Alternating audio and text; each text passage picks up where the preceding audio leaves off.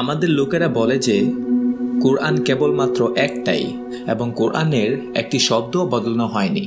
So the Caliph Uthman standardized the copies of the Quran, and therefore from his time up until our time there has never been two copies of the Quran that are different even in one letter or one word, and this is because of the far-sightedness of the Caliph Uthman. এটা কি সত্যি? পরবর্তী ভিডিওগুলিতে আমরা হাদিসে এবং কোরআনের পাণ্ডুলিপিগুলি দেখেছি। এই ভিডিওতে আমরা বর্তমানের কোরআনটি দেখতে চাই। আমরা যদি আজ আমাদের কাছে থাকা সমস্ত কোরআনগুলি পড়ি, তবে কি আমরা দেখতে পাবো যে সেগুলি অভিন্ন নাকি সেগুলোর মধ্যে কিছু পার্থক্য রয়েছে? ইসলামী আলেম আবু আম্মার ইয়াসির কাদি রচিত An Introduction to the Science of the Quran এই বইয়ে আমরা দেখতে পাই যে মুসলমানদের মধ্যে কেবল 95% হাফজ কোরআন পড়ছে। মুসলমানদের অন্যান্য অংশ অন্যান্য কোরআন ব্যবহার করে, যেমন ওয়ার্শ, কালুন, দুরি। আমাদের কাছে সমস্ত কোরআনের মধ্যে তুলনা করার সময় নেই, তবে আসুন কেবল হাফজ কোরআনকে ওয়ার্শ কোরআনের সাথে তুলনা করি। আপনি যদি আমাদের অনুসরণ করতে চান তবে মুসলিম ওয়েবসাইট quranflash.com এ যান এবং নিজেই যাচাই করে দেখুন। হাফজ কোরআন এবং ওয়ার্শ কোরআনের মধ্যে 4 ধরনের পার্থক্য সম্পর্কে আমরা আলোচনা করব। প্রথমত আমরা অতিরিক্ত শব্দসমূহ খুঁজে পাই। সূরা আল হাদিদ 24 আয়াত।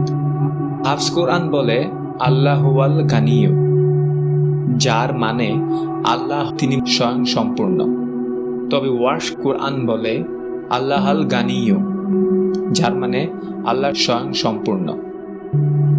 হাফজ সংস্করণটির এই আয়াতে হুয়া একটি অতিরিক্ত শব্দ রয়েছে। উভয় কোরআনেই এই আয়াতে একই ধারণা প্রকাশ করেছে, তবে ভিন্ন উপায়ে। দ্বিতীয়ত আমরা অক্ষরগুলোর মধ্যে পার্থক্য খুঁজে পাই। সূরা আম্বিয়া আয়াত 4 হাফজ কোরআনে আয়াতটি কলা শব্দের সাথে শুরু হয়, যার অর্থ তিনি বলেন। তবে ওয়ার্শ কোরআনে প্রথম শব্দটি কুল, যার অর্থ বলো। আল্লাহ কি এমন আদেশ দিচ্ছেন যা মেনে চলতে হবে ওয়ার্শ কোরআনের মতোই, নাকি তিনি কেবল হাফজ কোরআনের মতো সরল বিবৃতি দিচ্ছেন?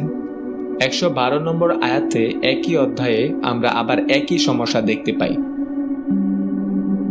তৃতীয়ত আমরা ডায়াক্রিটিক্যাল পার্থক্য খুঁজে পাই। সূরা বাকারা আয়াত 140। হাফজ কোরআন তাকুলুনা বলে, যার অর্থ তোমরা বলো, তবে ওয়ার্শ কোরআনে ইয়াকুলুনা বলে, যার অর্থ তারা বলে। এই শব্দগুলোর শুরুতে বিভিন্ন বর্ণ রয়েছে। এই পার্থক্যটি তোমরা থেকে তারাতে অর্থ পরিবর্তন করে। চতুর্থ আমরা ষরগত পার্থক্য খুঁজে পাই। সূরা কাসাস আয়াত 48। লক্ষ্য করুন যে হাফজ কোরআনে বলে সিহরানি, যার অর্থ জাদুবিদ্যার দুটি কাজ, তবে ওয়ার্শ কোরআনে বলে সাহিরানি, যার মানে 2 জাদুকর। এই শব্দের প্রথম দুটি বর্ণের বিভিন্ন স্বর রয়েছে, যা আয়াতটির অর্থ পরিবর্তন করে। আল্লাহ কি আমাদের 2 জাদুকর সম্পর্কে নাকি 2টি জাদুবিদ্যার সম্পর্কে কথা বলেছেন? এই 4 ধরনের পার্থক্যের কথা বিবেচনা করে ইসলামিক রেফারেন্স বই অনুসারে হাফজ এবং ওয়ার্শ সংস্করণগুলির মধ্যে 1354টি স্বীকৃত পার্থক্য খুঁজে পাওয়া যায়। এই পার্থক্যগুলি উল্লেখযোগ্য। ক্রিয়াটি সক্রিয় বা নিষ্ক্রিয়, একবচন বা বহুবচন, তারা বাক্যের উদ্দেশ্য পরিবর্তন করে। তবে আমরা যদি সমস্ত কোরআনের পাঠগুলি তুলনা করি, আমরা হাজার হাজার পার্থক্য খুঁজে পাব। আমরা কি এখনো বলতে পারি যে কোরআনের একটি বর্ণও বদলানো হয়নি? আমরা কি এখনো বলতে পারি যে বিশ্বের সমস্ত কোরআন হুবহু এক? ইসলামিক প্রমাণ আমাদেরকে বলছে না। তাহলে আলেমেরা আমাদের থেকে সত্যকে কেন আড়াল করে? There has never been 2 copies of the Quran that are different even in one letter or one word. মনে রাখুন, সত্যকে প্রতিষ্ঠা করার জন্য মিথ্যার প্রয়োজন নেই। এই ভিডিওটি আপনার বন্ধুদের সাথে শেয়ার করুন যারা সত্যটি জানতে আগ্রহী, এবং আরও প্রকাশিত সত্য পেতে চ্যানেলে সাবস্ক্রাইব করুন।